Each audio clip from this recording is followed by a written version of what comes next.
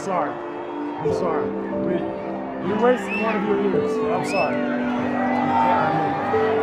You should have another wins. You should. We have made a lot of videos on Deshaun Watson recently, and I typically don't come out with an update on these topics unless if there is, well, a brand new development that we need to take into consideration. And well, this morning we all woke up to some fairly stunning news that, as crazy as it may seem, it makes a ton of sense, and we're going to dive into it. Before we get to the content, I just wanted to shout out our 4 newest Mike Mafia soldiers that pledged $1.99 a month to help support me making this content on a full-time basis. Shout out to Parnell St. Preux, Tyler Friedrich, Chris Gotti, you've been there from the beginning, and you've been a consistent supporter for the past year, man. Thank you, and Morgan Rigsby. If you want a chance to get shouted out on our content, make sure to check out our memberships program, and if not, it's all good. We're also giving away a PlayStation 5 to a lucky subscriber that turns on our notifications, whether you're an old subscriber or a new subscriber.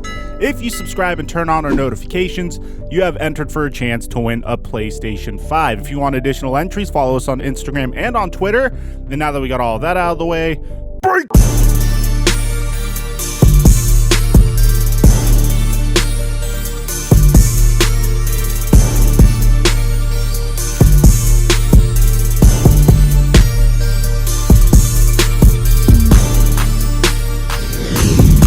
Mic check 1 2 1 2. What's going on, everybody? Guys, I don't think it's well known how remarkable Deshaun Watson was this past year. To give you an idea how remarkable Deshaun Watson has been, there's been only 4 quarterbacks in NFL history to have finished the season with more than 4,500 passing yards, more than 30 touchdowns, fewer than 10 interceptions, and an average of more than 8.5 yards per pass.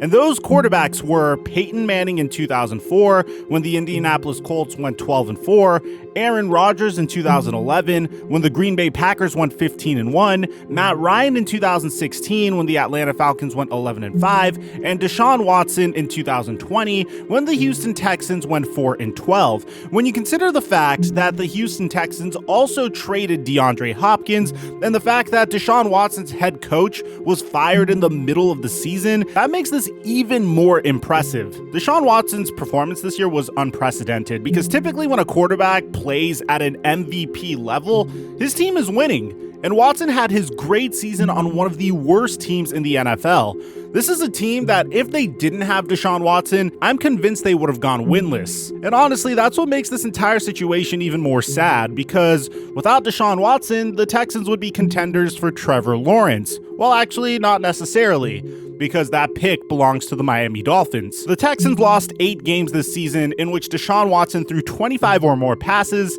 and had a passer rating of over 100. This has never been done in NFL history, because any other quarterback in this situation would have at least won 5 games. Watson has thrown for 4,823 passing yards, 33 touchdowns, 7 interceptions, 444 rushing yards, and 3 rushing touchdowns, and completed 70% of his completions. When Will Fuller was in and out of the Texans lineup, Brandon Cooks was brought in late, and his best wide receiver was the tandem of Brandon Cooks and Randall Cobb after DeAndre Hopkins got traded for David Johnson. And all the Houston Texans have to show for it is nothing, because they don't even get to keep their number 3 overall pick.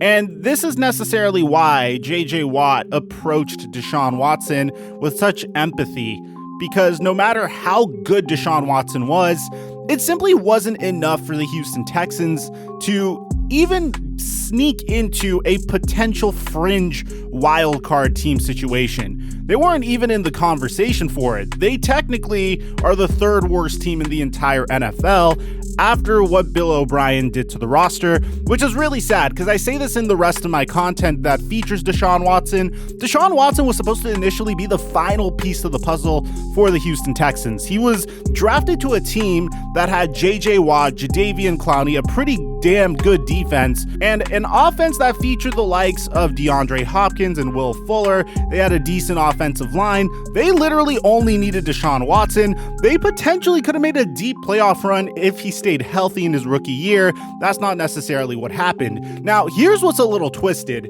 If you guys remember, in the 2019 NFL season, the Houston Texans were broaching the New England Patriots to potentially hire Nick Caserio.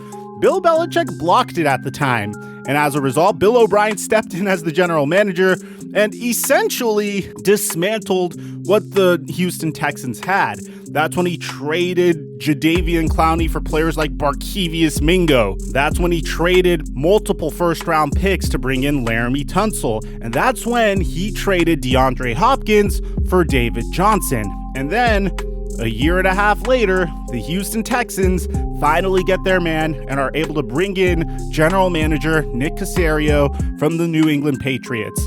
But now it's too late.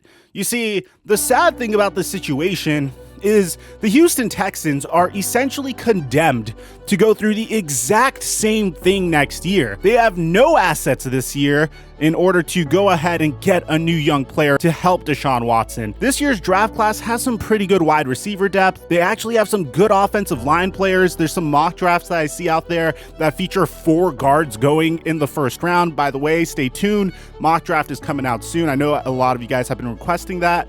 But at this point, things have gotten so bad that not only has Deshaun Watson apparently broached his teammates, asking them how they would feel if he asked for a trade, but it actually may make sense for the Texans to trade him. Now, this is according to Mike Florio of Pro Football Talk, who has been a reputable source in the past. Deshaun Watson has apparently quietly broached with teammates the possibility of requesting a trade. And if that's happening, it might just be a strategic effort to ensure his views are respected by ownership. Regardless, it still raises the stakes and crosses a bridge and potentially sets the foundation for Watson eventually to decide that he'd like to continue his career elsewhere. So let me get one thing straight. Watson doesn't really have so much leverage in this situation because he just signed a huge contract extension with the Houston Texans. No matter what, the Texans still hold his rights for the foreseeable future, unfortunately for Deshaun Watson, and this could just be a ploy to get the Houston Texans to truly respect what Deshaun Watson requests from them. Because after all, he is essentially wasting his best years on Houston for the Texans. But nevertheless, the Houston Texans could do a lot of damage control if they decide to trade the Michael Jordan of football. Let me show you what a team would be willing to do in order to acquire a franchise QB, especially of the caliber of Deshaun Watson.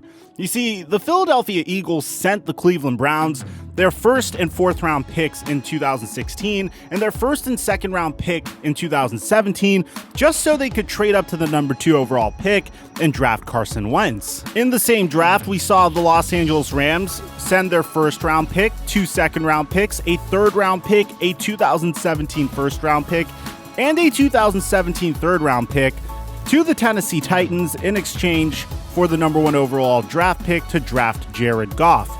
And this isn't a year that both quarterback prospects weren't necessarily super exciting. Carson Wentz was kind of an enigma, and Jared Goff was, well, a good but not remarkable passer coming out of California. And they still yielded plenty of draft capital in order to draft those 2 players. Historically, teams have proven that they will give up a bundle of assets just to buy into a player's hype, and look no further than the drafting of Sam Darnold to see that point proven a little bit further. Because the New York Jets during the 2018 NFL Draft had the 6th overall pick, and the Indianapolis Colts had the number 3 overall pick.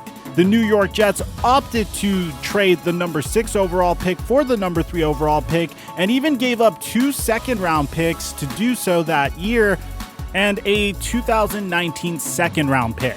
So that's 3 second-round picks and swapping their first-round pick just to move up 3 spots to draft a quarterback who had a tremendous amount of hype, who so far hasn't necessarily delivered upon that hype. And when you start to pay attention to what teams would do to move up 3 spots, Doug Peterson's decision to tank that final game kind of starts to make a little bit more sense to you guys. If you need another example, look no further than a year earlier when the 49ers traded the number 2 overall pick to the Chicago Bears for the number 3 overall pick, a 3rd rounder, a 4th rounder, and a 2018 3rd round pick, just so the Chicago Bears could move up 1 spot and draft Mitchell Trubisky because they were so afraid that San Francisco would have taken him. The point being that teams would give up a remarkable amount of capital for an unproven commodity that they believe could be their future. But what would a team give up for a already proven commodity that without a doubt is a top 5 quarterback in the NFL, maybe even top 3 if you want to make the argument for it, considering what Watson was able to do with the limited weapons at his arsenal? The Houston Texans would be doing themselves a huge disservice if they didn't at least shop Deshaun Watson to see if there's some team out there that would be willing to part with 4 first-round picks or 3 first-round picks or a Herschel Walker amount of capital in order to get a surefire thing at the quarterback position. Such a draft yield could completely reboot the Houston Texans, could completely accelerate their rebuild, and although they'd have to give up on one of the best QBs in the entire NFL, they would be back within playoff contention within 2 to 3 years if they rebuilt their team properly. I'm seeing a turnaround very similar to the one that the Miami Dolphins are currently undergoing themselves, or the one that the Arizona Cardinals were able to go through over the past 2 years. And it is something the Houston Texans should consider because with Deshaun Watson under center and no first-round draft pick or second-round draft pick this year, this is something that the Houston Texans should at the very least look into. So like I asked you guys on Twitter, let me know in the comment section down below, where do you think Deshaun Watson should get traded to? What team would be willing to part with that many assets to get their definite quarterback of the future? And if a team was to give up that many draft picks, do you think that it would set that team back, or it would do a lot more for the team moving forward? Do you think the Houston Texans would eventually trade Deshaun Watson, or would they opt to be mediocre for the next couple of years with him under center? Aside from that, I'm your boy Mike, and I'm going to drop our mic until our next upload. Thanks for watching.